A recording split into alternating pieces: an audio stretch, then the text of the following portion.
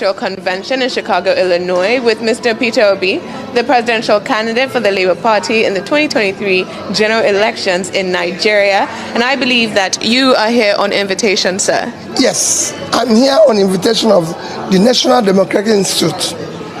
They usually, every 4 years since 1984, alongside the convention, invite international leaders across the globe. Like this year, they invited from 91 countries, including Nigeria, which they invited a number of us. I saw Professor Osinbajo here, and I'm here to just discuss issues of democracy and good governance, which has been wonderful. I've listened to people across everything, starting from the chairman, Senator Dashel, and this morning we had a discussion with the chair, DNC chair, and the former chair. Now, when we are speaking about the DNC this year, we must talk about President Joe Biden stepping down and saying that his Vice President Kamala Harris should run and should get the ticket. Last night, he stood up and he said that he loves his job and he loves his position, but he loves his country more. Do you believe that this shows a selflessness that we do not often see in Nigerian politics? For me, it was the ultimate sacrifice. For him to say, I love my job, but I love the country more. So I have to step down so that somebody who is more energetic and younger can do it. That's all he described yesterday.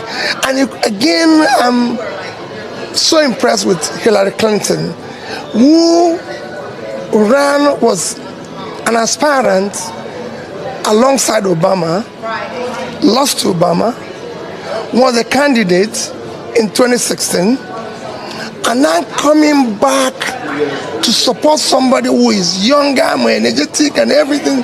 This is what we are not seeing in our country. And most importantly, all this convention and discussion have been about the people. This is what we're not doing in Nigeria. It's been about the people, the common people, the poor people, the average American. It is not about me and everything. And when you look at the people who are all involved, I was, listening and talking with the chair of DNC, Yemi Harrison, who is just somebody who was born in the 70s and from a single mom, being raised by the grandparents. You could see a background that is ordinary, becoming something and being part of it. Government, with every expenditure, must be to the people. And how do you feel about the current state of our nation? Well, it is for people to see it, where we are today and what is happening to us.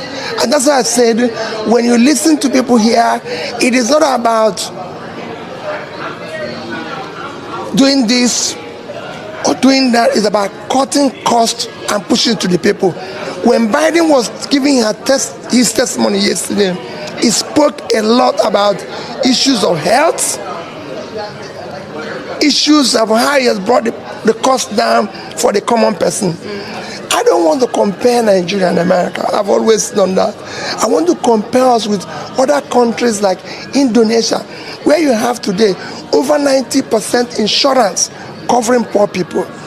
You look at Vietnam, where you have over 80% insurance covering the poor. Health. These are critical, where you have literacy of over 90% literacy in Indonesia, over 90% in Vietnam, covering the people.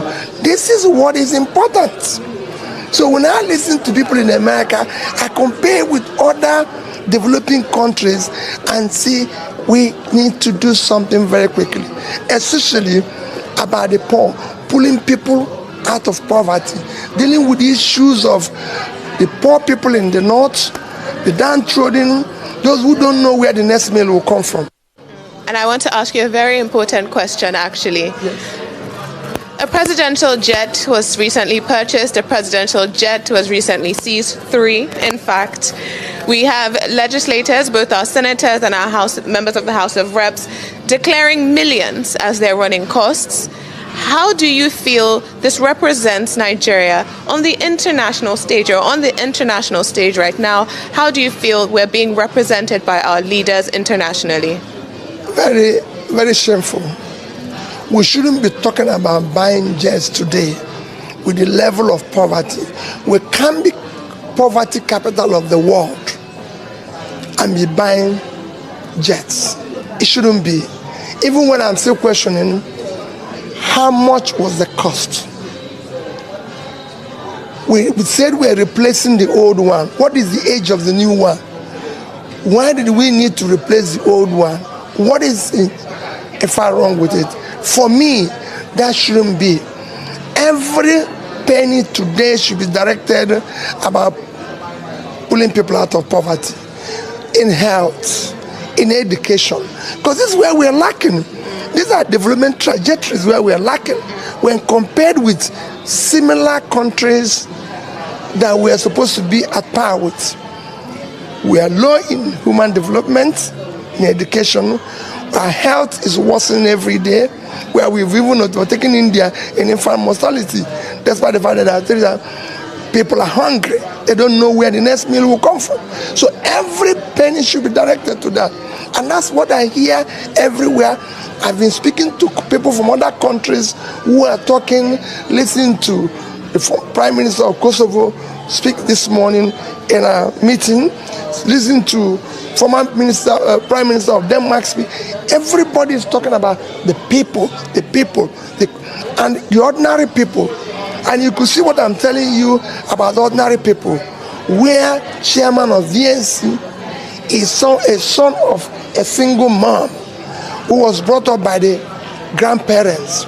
Similar to Obama. Everything.